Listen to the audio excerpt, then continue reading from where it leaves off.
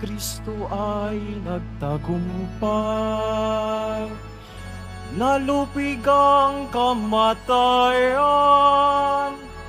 nagningning ang pagkabuhay.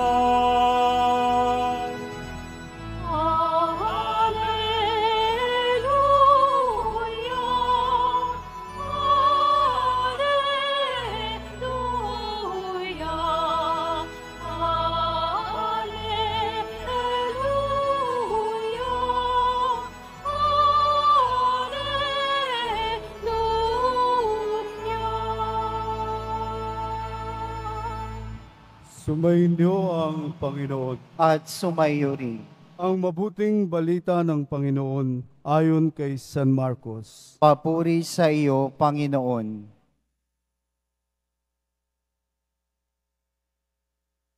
Noong panahong yun, muling tumawid si Jesus sa ibayo ng lawa ng Galilea. Nakasakay sa bangka. Nasa baybay pa siya ng lawa ay pinagkalipumpunan na siya ng maraming tao. Dumating ang isang lalaking nagngangalang Jairo, isang tagapamahala ng sinagoga. Pagkakita kay Jesus, siya ay nagpatira pa sa kanyang paanan at ang samo, "Agaw, buhay po ang anak kong dalagita.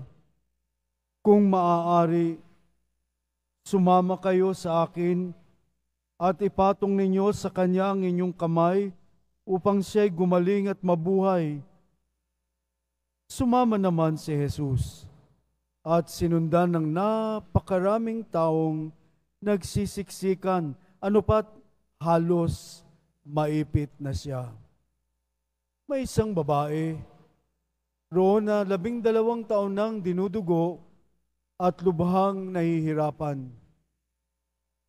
Marami nang manggagamot ang tumingin sa kanya at naubos na sa kapapagamot ang kanyang ari-arian.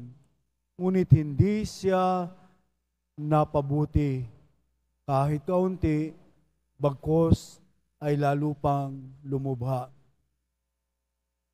Narinig niya ang sinasabi ng mga tao tungkol kay Jesus, kaya't nakipagsiksikan siya hanggang sa mapalapit sa likuran ni Jesus at hinipon niya ang damit nito, sapagkat sinabi niya sa sarili,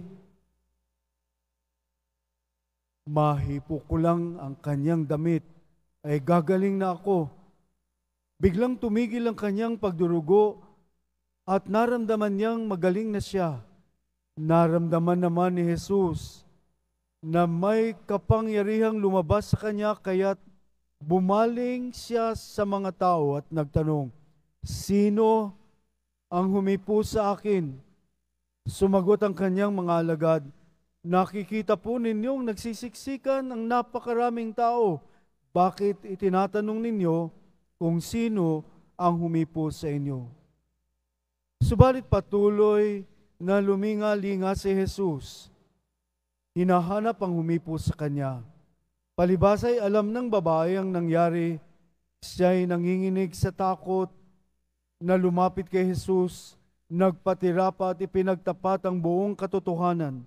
Sinabi sa kanya ni Jesus, "Anak, pinagaling ka ng iyong pananalig sa akin.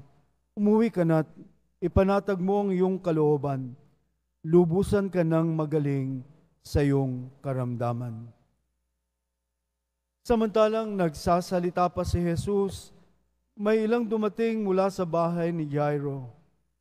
"Patay na po ang anak ninyo," sabi nila. "Bakit pa ninyo aabalahin ng guro?" Hindi pinansin ni Jesus ang kanilang sinabi. Sa halip ay sinabi ng tagapamahala, "Huwag kang mabagabag, manalig ka." At wala siyang sinama kundi si Pedro at ang magkapatid na Santiago at Juan. Nang dumating sila sa bahay ng tagapamahala, nakita ni Jesus na gulong-gulo ang mga tao. May mga nananangis pa at nananaghoy. Pagpasok niya sa kanyang sinabi, Bakit kayo nagkakagulo at nananangis? Hindi patay ang bata, natutulog lamang. Ngunit pinagtawanan siya ng mga tao. Pinalabas niya ang lahat, maliban sa ama at ina ng bata at sa 3 alagad, at sila'y pumasok sa kinaroroonan ng bata. Hinawakan niya ito sa kamay at sinabi, Talita kumi, nang ibig sabihin, Ineng, sinasabi ko sa iyo, magbangon ka. Pagdakay bumangon ang bata at lumakad. Siya'y 12 taon na at namangha ang lahat. Mahigpit na ipinagbili ni Jesus na huwag ipaalam ito kanino man at iniutos niyang bigyan ng pagkain ang bata. Mga kapatid, ang mabuting balita ng Panginoon. Pinupuri ka namin, Panginoong Hesukristo. Magsiupo muna tayong lahat. Binasa ko po ng mahaba ang Ebanghelyo ni San Marcos para nandun po yung detalye ng kung ano talaga ang mga naganap na katotohanang ipinahayag. Napagtagumpayan po ng Poong Jesus Nazareno ang kasalanan at kamatayan. Hindi po nagagalak ang Diyos sa anumang bagay na may nawawasak sa ating mundo. Ang Diyos po ay Diyos ng buhay ng pag-ibig. Ninanais niyang ang lahat ay maging masaya sa lahat ng mga bayaya na pinagkakaloob niya dito sa ating mundo. Ang ating ebanghelyo ay narinig natin na kung paano po siya ay nagbigay buhay, kung paano siya ay nagkaroon ng isang pagtugon sa pangangailangan ng isang may sakit,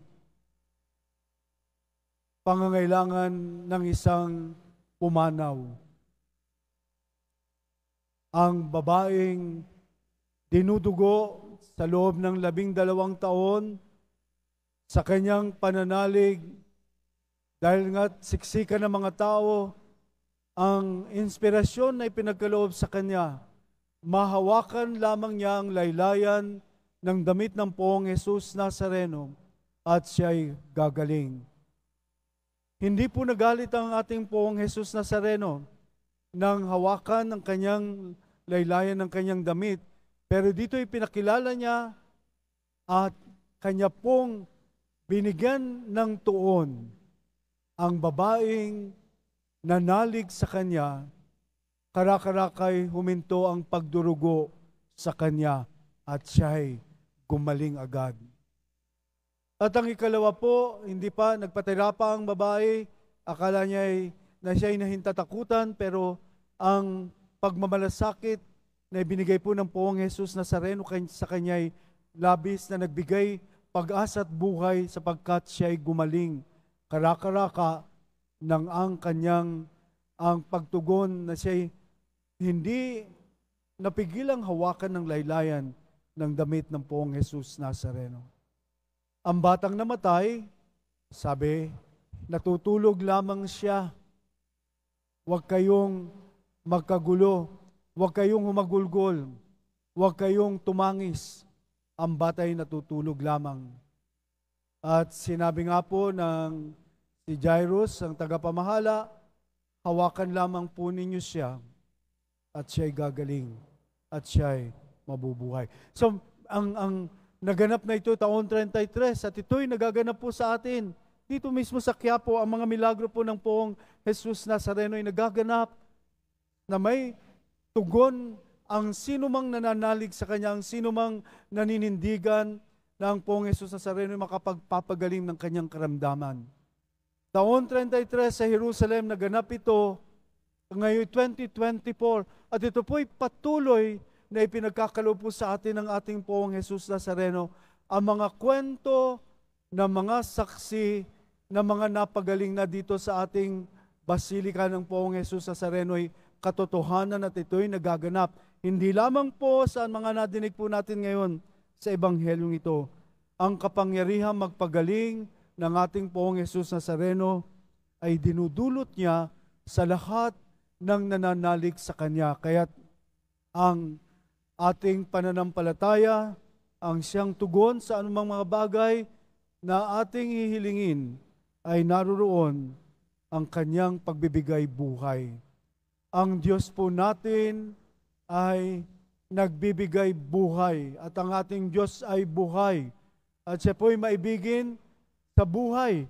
Kaya't ninanais po niya sa ating lahat na tayo'y mabuhay sa buhay na walang hanggan. Mamamatay ang ating katawan dito sa mundong ito, ngunit magsisimula sa isang panibagong yugto ng buhay sa buhay na walang hanggan. Kaya't mga kapatid, ang pananampalataya po na tataglayin natin sa araw-araw ng ating pamumuhay, ang pagpapatuloy ng ating Panginoon ay mapasapiling po natin. Kaya nga po, taon 33 naganap ito at ito po ay magaganap din ngayon. Siya'y makakapiling po natin sa pagtanggap po natin ng Kanyang katawan at dugo. 2024, hinabili niya sa atin ang pagkanyang katawan at dugo upang tayo'y mabuhay. Kaya sinasabi po, ang katawan at dugo ng ating Poong Jesus Nazareno ay magatid sa atin sa buhay na walang hanggan. Ito po ang nais ng Diyos sa atin. Ito ang nais na laging pagnanais niya na ang bawat isa po sa atin ay mabuhay sa Kanyang piling. Kaya ngayon pong gabing ito, hindi lamang pong taon 33 naganap ito, kundi ngayon at dito sa basilikang ito na siya'y makakatagpo at makakapiling po natin, masasapiling po natin ng Poong Jesus Nazareno sa pagtanggap po natin ng Kanyang katawan at dugo sa banal na misa natin pong isinasagawa.